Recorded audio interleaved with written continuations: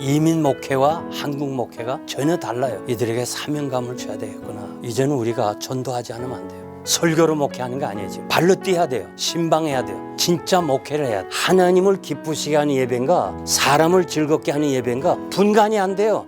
저들과 함께 기도하면서 말씀으로 방향을 정해주고 그러면 예배가 살아야 교회가 산다. 저는 필라델피아에 있는 영생 장로교회를 개척하고 35년 사역한 후에 은퇴 후에는 목사가 살아야 교회가 산다 하는 이 큰 주제를 놓고 지금 여러 지역 또 해외 다니면서 한 2,500명 목사님들에게 가르치는 일을 해왔습니다.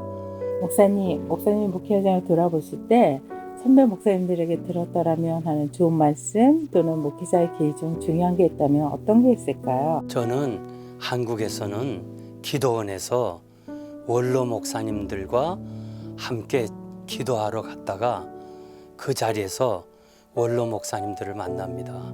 만나서 목회 지난 날을 전부 저는 그때 30대 목사였으니까 저에게 다 얘기를 해줘요. 밤새도록 얘기를 합니다. 그런데 그것이 저에게 목회에 큰 살이 되고 힘이 됐어요. 그런데 아쉽게도 이 미국에서는 그런 기회가 없어요. 그래서 목사님들이 신학교를 졸업하고 나면 그것이 전부 다예요. 다른 전문인들은 그래도 1년에 한두 번씩 연수를 통해서 새로운 지식을 접하는데 우리 목사님들은 신학교를 졸업하는 동시에 그런 기회가 없어요. 그래서 목회는 지름길이 없고 그저 하나님의 일은 어제나 오늘이나 영원토록 동일하기 때문에 원로 목사님들이 자신들이 목회 현장에서 일어난 체험 이것이 산 지식인데 이것을 들을 수 있는 기회가 없어요. 그래서 제가 은퇴 후에 후배들에게 내가 지나온 그 목회 여정을 나눠줘야 되겠구나. 우리 지금 있는 목사님들이 유일하게 접할 수 있는 것은 한국에서 오신 목사님들이 세미나 하는 건데 그 세미나는 한국의 풍토와 이민 풍토가 달라요. 그래서 세미나에 가서 배워가지고 이렇게 하면 교회가 성장할 거라 생각하고 그냥 접목을 시키다가 교회가 어려움을 당하는 일이 많아요. 그래서 저는 제가 이렇게 거의 40년, 50년 전도사 시절 때부터 배워온 거 또 제가 친히 이민교회를 40여 년 이렇게 사역을 했기 때문에 후배들에게 나의 목회 사역을 나누어주고 그래서 그들로 하여금 따라와서 그들이 섬기는 교회가 부흥되는 거 이것이 제 하나의 남은 사역이고 또 제가 하고자 하는 그런 일입니다. 목사님, 세미나에 참석하신 후배 목회자들이 각 교회에 적용을 할 때 꼭 염두에 둬야 될 것은 무엇인가요? 목사님들이 배우려고 하지 않아요. 자기 생각, 자기 지식으로 교회를 섬기려고 합니다. 그러니까 그것이 제한되어 있고 또 잘못하면 시행착오를 빚어요. 그래서 저는 이 목사님들에게 이렇게 강의하면서 이민 목회와 한국 목회가 전혀 달라요. 여기 계시는 성도님들은 한국 사람인 동시에 또 다른 적응하기 어려운 미국 사람이에요. 그러니까 이 이민교회 지도는 이민교회를 목회한 사람이 가르쳐야 된다. 그건 확신을 가지고 있고요. 그 다음에 특별히 목사님들 중에서 사명이 좀 부족해요. 그래서 저희가 이제까지는 담임 목사님을 상대로 가르쳤는데 작년에 신문에 난 기사지만은 부교역자가 이렇게 생활고에 시달려 가지고 자살한 사건이 있습니다. 가족적으로. 그것이 제가 큰 충격으로 받아들였어요. 아, 물론 경제가 어려운 거는 이해가 되지만은 그러나 사명감이구나. 이들에게 사명감을 줘야 되겠구나. 그래서 금년에 제가 뉴저지에서 이틀 동안 주로 부목사님들을 환영했어요. 저는 안 가르쳤어요. 우선 급한 게 담임 목사님이니까.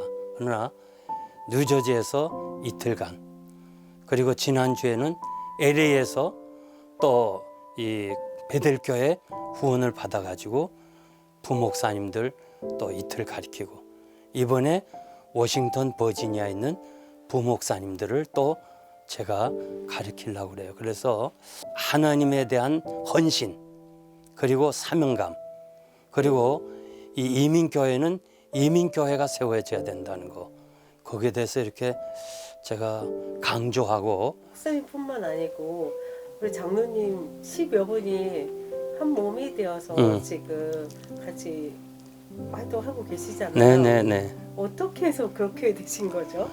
제가 그 사역하는 동안에도 우리 장로님들이 저를 많이 사랑해 줬어요.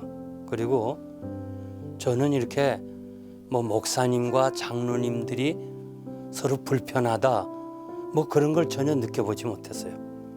정말 사랑스럽고 제가 중심에서 장로님들을 존경합니다.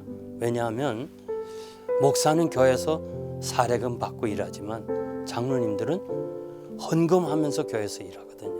그리고 제가 이제 마지막 이 교회를 떠날 때 가장 귀한 기도 제목이 하나 있었는데, 장로님하고 울면서 떠나길 원했어요.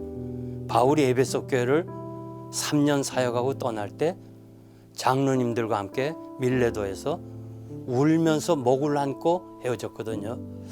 그래서 저는 그것을 원했어요. 그것을 기도했고, 그래서 제가 한국에서 2교회, 이 미국에서 이렇게 개척해서 마지막 이 사역 현장을 떠날 때 그렇게 떠났으면 좋겠다, 그걸 소원했는데, 그렇게 우리가 울면서 한 40-50명의 장로님들이 제가 나가는 길에 2줄로 서서 저를 환송해 줬어요. 그것이 인연이 돼가지고 이 장로님들이 저를 이렇게 섬기게 되었고, 또 제가 은퇴할 때 교회에서 수고했다고 개척하고, 사실 수고 많이 했어요. 제가 수고했다고 97만 불을 줬어요. 그거를 제가 47만 불은 난 워낙 고학을 했기 때문에 이 목사님, 선교사님의 자녀들, 어려운 사람에게 장학금으로 기금하고, 그 다음에 제가 은퇴 후에 목사님들을 살리는 일을 위해서 50만 불을 도네이션 했어요. 근데 그것에 감동을 받았어요. 내가 교회에서 주는 거 1불도 안 가졌어요. 근데 그런 헌신된 제 모습을 보고, 또 마지막까지 교회 사랑하는 걸 보고 자원을 한 거예요. 내가 뭐 부탁한 거 아니에요. 근데 지금 10여 명뿐만 아니라 더 많은 분이 하시려고 그래요.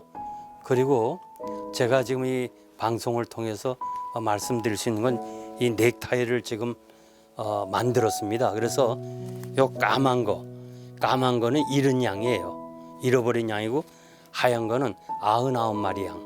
그래서 잃은 양을 찾자.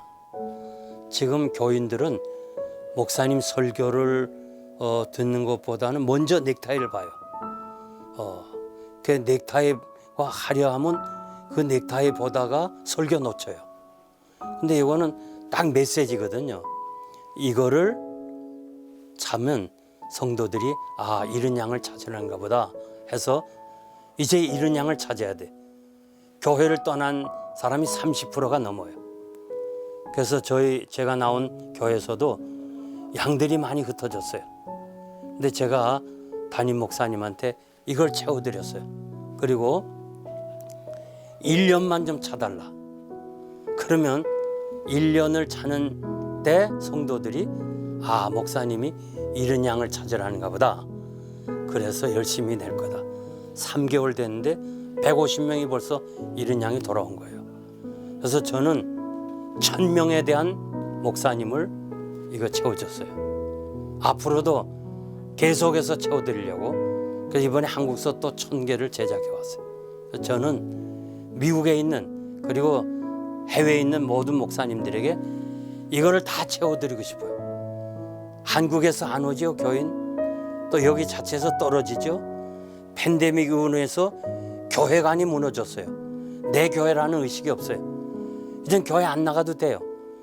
이제는 컴퓨터 하나 들고 어디든지 가서 예배 드린다 이렇게 돼 있어요. 그러니까 이제는 우리가 전도하지 않으면 안 돼요. 그래서 저는 목사님을 목회의 철학을 가르치고 우리 장로님들과 함께 전도하는 거. 목사가 전도하는 얘기는 당연한 걸로 알지만 평신도가 전도에 대한 얘기한 거는 상당히 교인들이 반응이 좋아요. 목사님, 팬데믹 이후 교회를 떠난 교인들을 어떻게 다시 교회로 오게 할 수 있을까요? 저는 여러 가지 방법 등이 있지만은 제일 중요한 거는 팬데믹 이후는 우리 목사님들이 입으로 목회하는 거 아니에요. 설교로 목회하는 거 아니에요. 지금 이제 발로 목회해야 돼. 발로 뛰어야 돼요. 신방해야 돼요. 진짜 목회를 해야 돼요. 근데 지금까지는 목사님들이 설교로 교회를 부흥시켰어요. 또 교인들이 설교 잘하는 교회를 선택했어요. 지금은 아니에요. 왜냐하면 지난 3년 동안 교회 안 나가면서 전 세계에 있는 설교 잘하는 목사님들 다 들었어요. 설교. 그거 다 알아요. 노인들도 다 알아요. 그래서 설교로 이제 안 돼요. 과거에는 설교 잘하면 교회가 성장했어요. 근데 지금도 설교 잘하는 건 좋아요. 그러나 설교보다는 성도들의 현장을 찾아가서 그들과 함께 대화하고 아픔을 같이 나누고 정말 그들과 함께 지내는 진짜 목회를 해야 돼. 약물일치는. 그래서 제 얘기를 제일 순종 잘한 사람이 고이너스 영생장로계 오건 목사가 제 얘기 듣고 그 2020년 한창 코로나 때 제가 목사님 지금이 교회 성장의 기회입니다.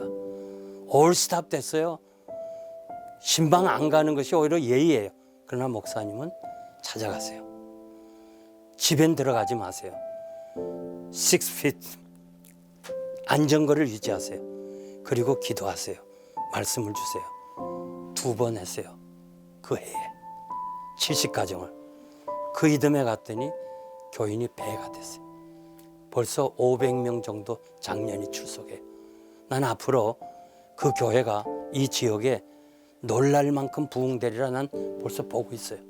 나 은퇴하고 나서 얘기인데 교회가 성장하는 길은 다른 거 없어요. 신방해야 돼요. 지금 목사님들이요 신방 안 해요. 그럼 목사는 목회를 해야지 설교자가 아니거든요. 그래서 나는 목사님들에게 신방하라. 그래서 제 얘기 듣고 어떤 분은 뉴저지 어느 목사님은 약을 딜리버리 해줘요.